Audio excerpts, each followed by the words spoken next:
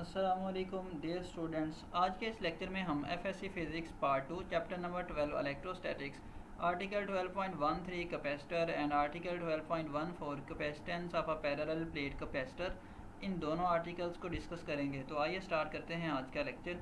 Capacitor एक electrical device है जो कि चार्ज को स्टोर करती है। It is a device which is use to store charge. Capacitor usually दो कंडक्टर्स पे कंसिस्ट होता है। वो जो दो कंडक्टर्स हैं वो in the form of parallel plates होते हैं। तो ऐसा कैपेसिटर जिसके conductor in the form of parallel plates हों, इसको कहते हैं पैरेलल प्लेट्स कैपेसिटर। कैपेसिटर की दो प्लेट्स के दरमियान वैक्यूम एयर या कोई और इंसुलेटर हो तो उसे हम कहते हैं डाइइलेक्ट्रिक। अब बात करते हैं कैपेसिटर चार्ज किस तरह से होता है। इसके लिए हम कैपेसिटर को बैटरी के साथ कनेक्ट करते हैं। तो वो प्लेट जो कि बैटरी के पॉजिटिव टर्मिनल के साथ अटैच होती है, इट गेट्स पॉजिटिवली चार्ज, और वो प्लेट जो बैटरी के नेगेटिव टर्मिनल के साथ अटैच होती है गेट्स नेगेटिवली चार्ज।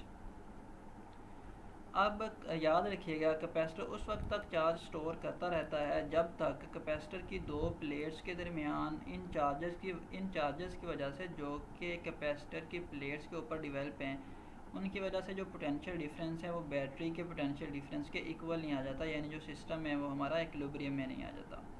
तो experimentally it is found that कि जो कैपेसिटर के ऊपर चार्ज है वो डायरेक्टली प्रोपोर्शनल है to the potential difference between the plates. तो इसको हम लिख सकते हैं Q is directly proportional to V। अब प्रोपोर्शनलिटी साइन को जब चेंज करेंगे इक्वलिटी में, तो यहाँ पे हम एक कांस्टेंट इंट्रोड्यूस करवाते हैं। इस केस में वो कांस्टेंट C है, so Q is equal to CV। अब जो C है वो कैपेसिटेंस ऑफ अ कैपेसिटर है। इस इक्वेशन को थोड़ा सा रीअरेंज करें तो जो कैपेसिटेंस की मैथमेटिकल फॉर्म है वो C is equal to Q over V आ जाती है। अब कैपेसिटेंस क्या है? It is the ability of a capacitor to store charge, और कैपेसिटेंस डिपेंड करती है, यानी चार्ज स्टोर करने की एबिलिटी डिपेंड करती है geometry of the plates and medium between the plates. अब हम कैपेसिटेंस को डिफाइन करते हैं। The amount of charge on one plate necessary to raise the potential difference of that plate by 1 volt with respect to the other, कि एक plate के ऊपर कितना चार्ज होना चाहिए कि उस प्लेट का जो पोटेंशियल डिफरेंस है वो दूसरी प्लेट के पोटेंशियल डिफरेंस से 1 वोल्ट ज़्यादा हो। अब इसके ऐसे यूनिट की बात कर लेते हैं। चार्ज का यूनिट कॉलम, इस इक्वेशन में देखें चार्ज का यूनिट कॉलम और पोटेंशियल डिफरेंस का जो यूनिट है वो वोल्ट। सो कैपेसिटेंस का यूनिट हुआ फिर कॉलम ओवर वोल्ट। तो इसके फ्रीक्वेंट यूज़ की वजह से इसको फेरेड कहा जाता है, जो कि साइंटिस्ट का नेम माइकल फेरेडे से आया। अब हम 1 फेरेड को डिफाइन करते हैं। The capacitance of a capacitor is 1 farad if a charge of 1 coulomb gives to one of the plates of a parallel plate capacitor produces a potential difference of 1 volt. कि अगर हम एक कॉलम चार्ज दें किसी एक plate को, तो उसकी वजह से जो दो प्लेट्स के दरमियान पोटेंशियल डिफरेंस है वो 1 वोल्ट हो, तो उस वक्त उस पैरेलल प्लेट कैपेसिटर की जो कैपेसिटेंस है वो 1 फेरेड होगी। तो नेक्स्ट आर्टिकल स्टार्ट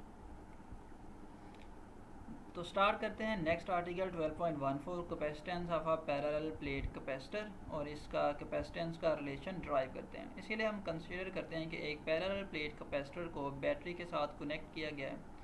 अगर इन दो प्लेट्स के दरमियान जो मीडियम है वो वैक्यूम हो, तो हम इस पैरेलल प्लेट कैपेसिटर की जो कैपेसिटेंस है उसको लिख सकते हैं C vacuum is equal to Q over V, इसी रिलेशन से जो कि अभी हमने डिस्कस किया है, Q is equal to CV, where Q is the magnitude of the charge on either of the plate and V is the potential difference between the plates। अब हमें पता है कि अगर दो पैरेलल प्लेट्स हों और वो अपोजिटली चार्ज हों, जैसा कि इस केस में है, तो इसी ज्योमेट्री को मैं आपके आसानी के लिए यहाँ पे ड्रा करता हूँ। तो उसके दरमियान जो इलेक्ट्रिक फील्ड इंटेंसिटी होती है या इलेक्ट्रिक फील्ड होती है, उसकी डायरेक्शन पॉजिटिव प्लेट से नेगेटिव प्लेट की तरफ होती है, और इस इलेक्ट्रिक फील्ड इंटेंसिटी को हम लिख सकते हैं E is equal to V over D, ये उस रिलेशन से जो कि हमने इलेक्ट्रिक फील्ड लिखा था in term of gradient, potential gradient delta V over delta R से।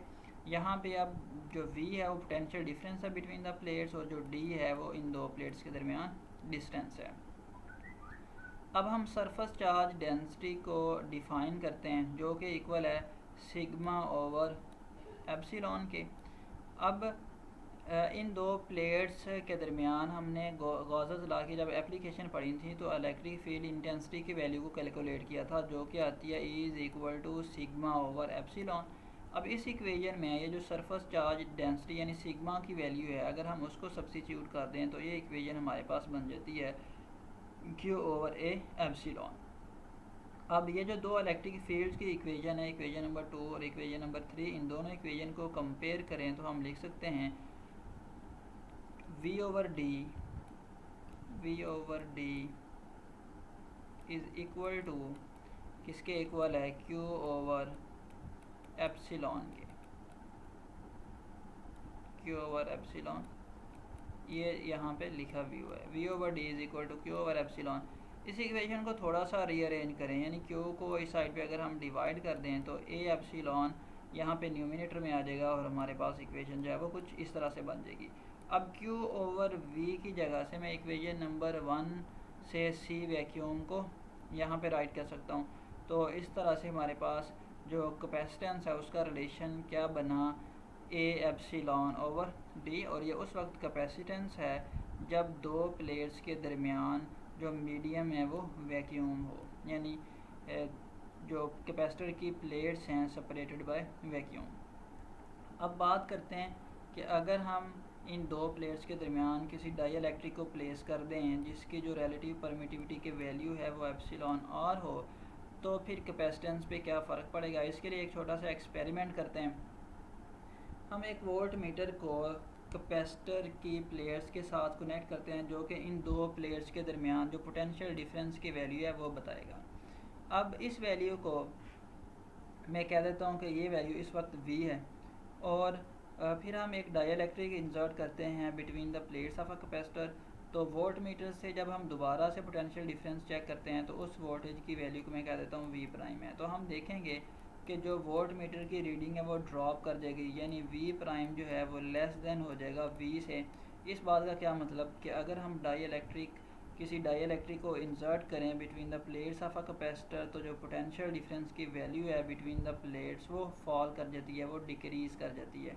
तो जैसे ही पोटेंशियल डिफरेंस की वैल्यू जो है वो डिक्रीज़ करती है, तो अगर हम इस कैपेसिटर को सेम बैटरी के साथ कनेक्ट कर दें तो जो कैपेसिटर है वो दोबारा से चार्ज स्टोर करने लग जाएगा। तो इसका मतलब ये हुआ कि कैपेसिटर उस केस में ज़्यादा चार्ज स्टोर कर सकता है जब हमने कोई डाइइलेक्ट्रिक मीडियम को प्लेस किया हो। तो अगर कैपेसिटर ज़्यादा चार्ज स्टोर करेगा तो उसकी जो कैपेसिटेंस है वो इंक्रीज़ हो जाएगी।